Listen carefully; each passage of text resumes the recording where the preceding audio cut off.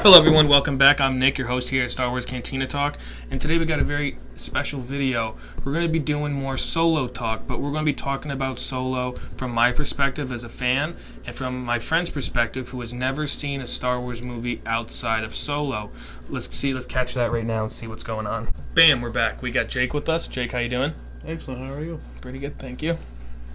Let's get right into it. So, me as a Star Wars fan, I went into Solo with certain expectations that needed to be met. I had, things I wanted to see, rumors that I've heard. But you've never seen a single Star Wars movie up until this point. Nope, never. Yeah, the first Star Wars movie you saw was when we went to go see Solo at the drive-ins. Mm-hmm. So, did you have any expectations on this film?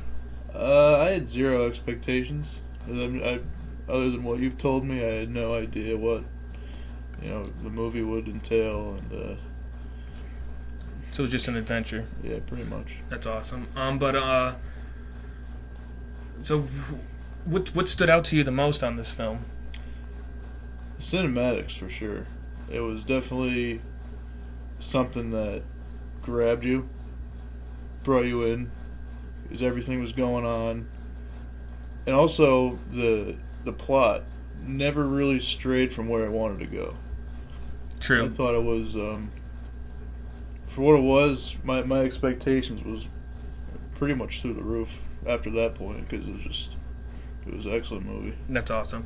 Yeah, because some of the other Star Wars films, like Star Wars The Last Jedi, which you haven't seen yet, but I'll have to get you to watch that. You had the whole Canto Bight scene where they stray from the entire story to go do this little mission that absolutely has nothing to do with the overall plot. And I agree with you in the fact that Solo really didn't have any, side mumbo jumbo going on that took away from the story. So at the let's skip right to the fun juicy stuff. At the end, Darth Maul appeared, in the hologram. Did you recognize him at all from other movies? Because you don't need to have seen the movies to necessarily know what he looks like. No, I definitely. I kind of went with the plot twist. Like, you never really expected to see him. Mm-hmm. Me never seeing him before. Like, oh wow, this guy is like the ultimate bad guy. Yeah, top tier bad guy. It shows up at the end, and he's talking to the closest thing that Solo has, and it's like, holy crap! Like, he's got a hold of him now. Exactly. No, I agree as well on that. 1 out of 10. Where are you as far as possibly wanting to see the next one? Like, what happens after this?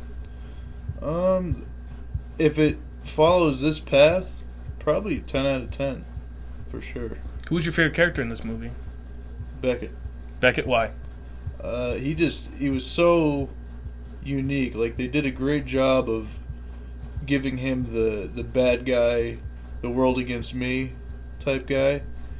But in the scene where they're in the middle of their heist and his girlfriend, fiance dies, it showed the real human, what do you call it? Human emotions. Yeah. Like, okay, this guy maybe isn't as tough, but he's still tough, but this showed that he was still human, that he was still mortal. Mm-hmm, that he's not just the bad guy. He doesn't seem to see himself as the bad guy. He seems to see himself as, I'm just going to survive and do what I got to do. Yeah. That's really cool.